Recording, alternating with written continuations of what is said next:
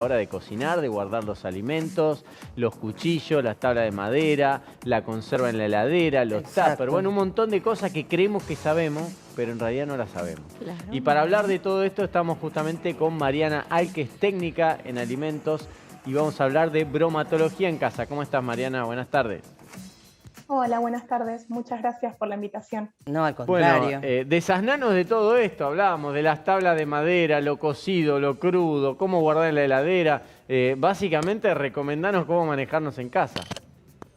Y bueno, lo principal en la cocina es, en primer lugar, cuando llegamos del súper, es tratar de desinfectar todos los envases para llevar a la heladera, que bajemos la carga de microorganismos que pueden traer por estar exhibidos en la góndola. Hay que imaginarse para atrás en la cadena de distribución que eso estuvo en un depósito, en un camión. Entonces Claro. La idea es que lo que llevemos adentro de la heladera esté desinfectado.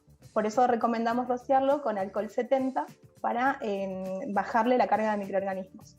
Con respecto a lo que son carnes, es lo primero que tenemos que guardar en la heladera y siempre sectorizado. Las carnes vienen crudas, pueden contener líquidos sanguinolentos que pueden contaminar otros alimentos y como están crudos pueden tener microorganismos que contaminen alimentos que estén listos para consumir, lo que conocemos como contaminación cruzada.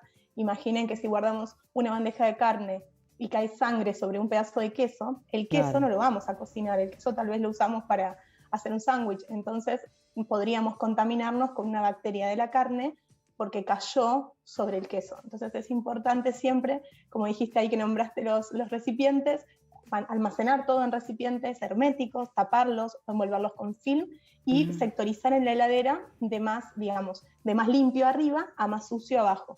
Así si Mira. hay algún derrame no cae sobre lo que está listo para consumir. Claro. Yo siempre me pregunto el tema de, por ejemplo, los frascos no sé, de mayonesa o de mermelada, ¿no? Si bien tiene una fecha de vencimiento, viste que siempre decimos, bueno, la voy a dejar porque queda poquito, después me lo puedo comer, no va a pasar nada. ¿Cómo hacemos con eso, entre el vencimiento y dejarlo en la heladera? Nosotros el vencimiento tenemos que entender que es una fecha que está calculada de acuerdo a un estudio que se hace antes de salir a la venta. En la planta productiva se estudia la vida útil.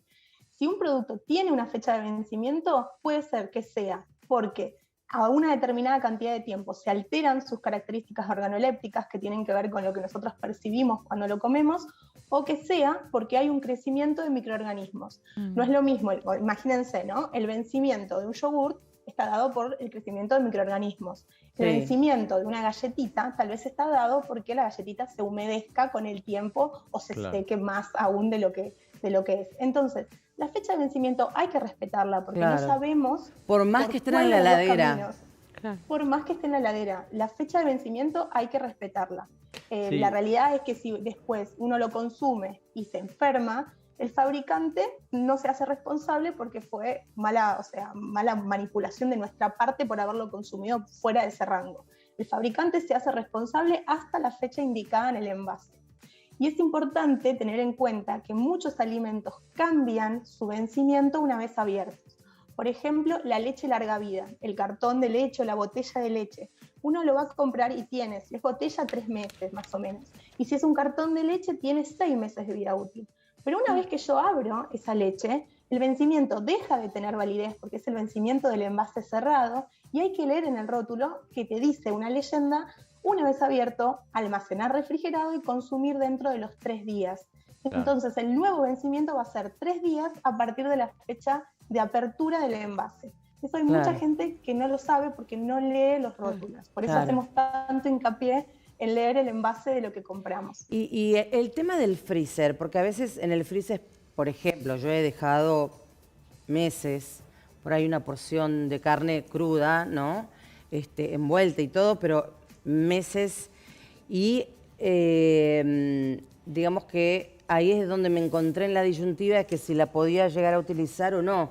Entonces no sé lo que hay que hacer, si ponerle una fecha, digamos, pegarle un papelito con la fecha y demás. Sí, eso es lo ideal para que vos sepas cuándo, en realidad tenés que poner la fecha en que lo congelaste, para así saber cuánto hace que lo tenés guardado. Lo que sucede en el freezer es que lo que nosotros llevamos a congelar vamos a detener la carga de microorganismos que trae el propio alimento, como en este caso una carne que viene con una carga de microorganismos importante por todo su proceso de producción, digamos.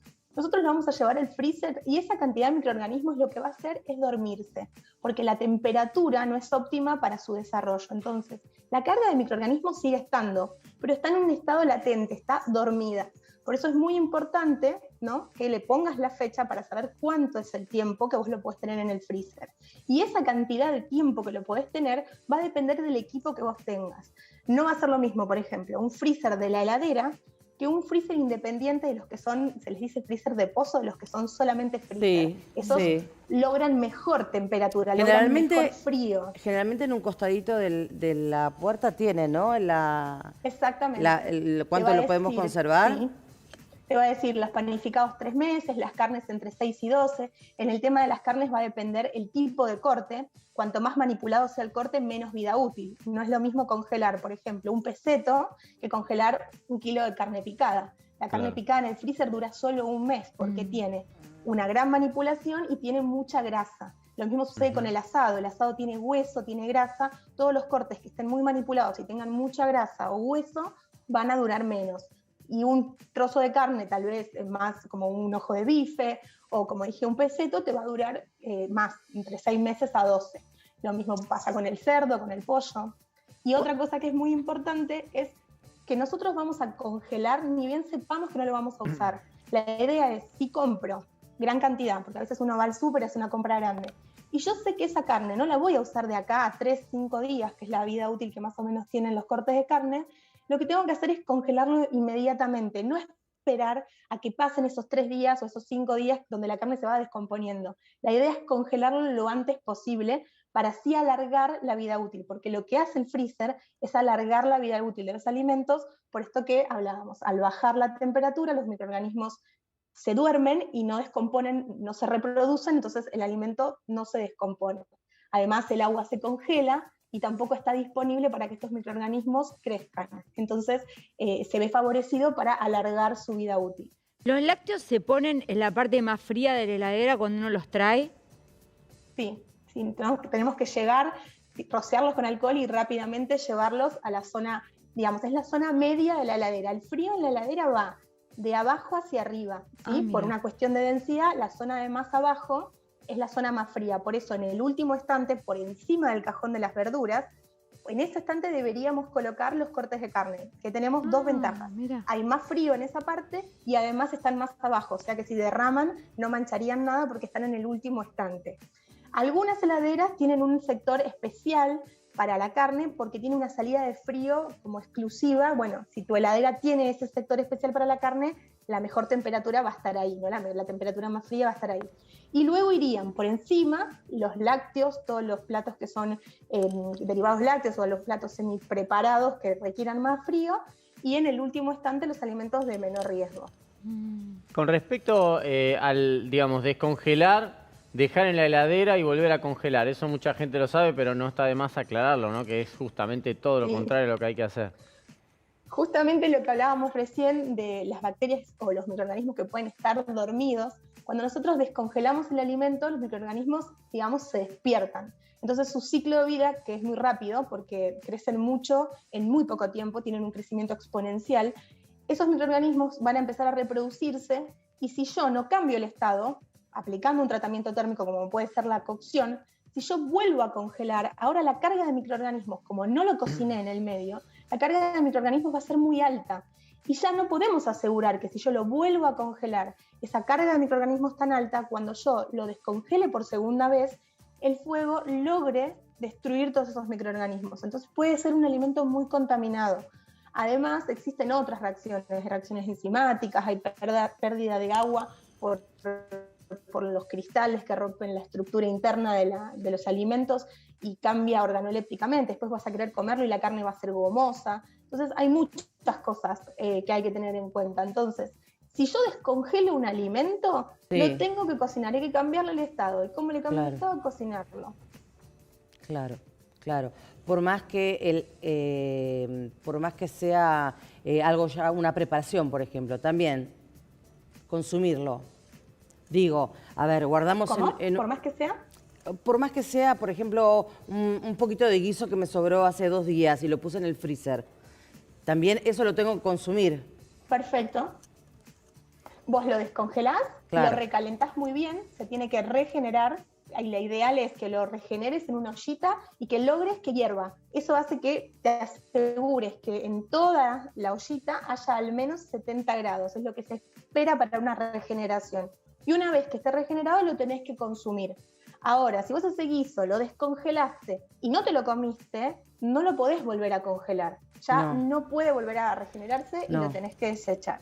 Bueno, recién veíamos fotos de imágenes del tema de la salmonela, el tema de los huevos. Eso también es un tema, porque a veces guardamos huevos eternamente. O sea, yo la costumbre que tengo es de cuando voy a hacer no sé, un omelette, por ejemplo, digamos, lo que hago es romper el huevo en un recipiente para sentirle si tiene feo olor o no. Pero no sé si es solamente el tema del olor, porque a veces me resulta que son como pesados la yema y la clara. Con los huevos lo que tenemos que saber es que desde el momento de que se recolectan y se comercializan son 20 días de vida útil. Entonces, para que esa frescura que tiene el huevo se cumpla en esos 20 días lo mejor posible, lo ideal es llegar a casa y refrigerarlos. Pero lo importante que tenemos que saber es que los huevos vienen sucios, porque muchas veces nos han tocado huevos sucios con excremento. Entonces, lo que hay que hacer es almacenarlos en un recipiente con tapa, tal cual los compramos, retirando el maple, porque el maple es una fuente de contaminación y no queremos llevar el maple a la heladera, porque nuestro ambiente de la heladera tiene que estar limpio. Entonces retiramos el maple, pasamos los huevos a un recipiente y al momento de usar es perfecto lo que vos dijiste, siempre tengo que romperlo en un recipiente aparte por si el huevo estaba en mal estado para que no me arruine la preparación que yo estoy elaborando. Una forma de darse cuenta si el huevo está en buen estado, yo lo puedo poner en un vasito con agua, lo sumerjo dentro de un vasito con agua y si el huevo flota, eso quiere decir que hay una cámara de aire adentro del huevo que se va agrandando con el paso del tiempo. Entonces, si el huevo flota, eso quiere decir que el huevo es viejo y ahí no se recomienda utilizarlo. Claro. El huevo debe estar entre la mitad del vaso hacia el fondo. Perfecto. Y como dijiste vos, romperlo siempre, por las dudas, por separado y observarlo. Obviamente que el huevo, si está en mal estado, tiene feo olor, pero además mirar el huevo, ver que la consistencia esté como compacta, que el huevo no esté como hecho agua, que no esté muy líquido, tiene que tener una determinada altura, tiene que tener brillo, no debe tener manchas, ni coágulos de sangre, ni puntos negros, que son hongos, que se pueden dar porque entró algún microorganismo por alguna pequeña rotura de la cáscara. Entonces está muy bien lo que haces de hacer una inspección visual y usar los sentidos, ¿no? Mariana, muy claro, muchísimas gracias. Para cerrar, contanos dónde te pueden seguir, dónde pueden seguir tus consejos. Bueno, nosotras estamos en Instagram como Bromatología en Casa y hace muy poquito sacamos nuestro libro, así que por estos temas, si quieren consultar, está disponible físicamente o en ebook